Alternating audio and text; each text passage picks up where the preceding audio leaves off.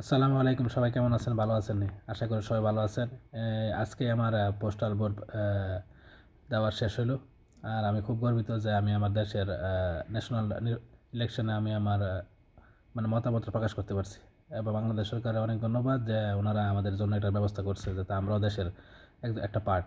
তো সকল প্রবাসীদেরকে বলতেছি যারা বিদেশে থাকেন, বিশেষ করে মধ্যপ্রাচ্যের সৌদি আরব, বাহারাইন, ওমান, কাতার, কুয়েত, দুবাই এবং বিশ্বের অন্যান্য দেশে যারা আছেন, তাদের সবার প্রতি আমার আহ্বান রইল যেন আমরা শহীদ ওসমান হাদির যে স্বপ্ন দেখছিল ওনার স্বপ্ন যেন বাস্তবায়ন করতে পারি। সবাই হা ভোটে ভোট দেবেন এবং সবাই ইনসাফের পক্ষে ভোট দেবেন। আমি কোনো দলের প্রতি বলতেছি না যে এই দল সেই দল না, যার যার বিবেক বুদ্ধি ব্যবহার করে বিবেক বুদ্ধি খাটা ইনসাফের পক্ষে ভোট দেবেন যেন ভবিষ্যৎ প্রজন্মের সুন্দর এবং মসৃণ বাংলাদেশ পায়।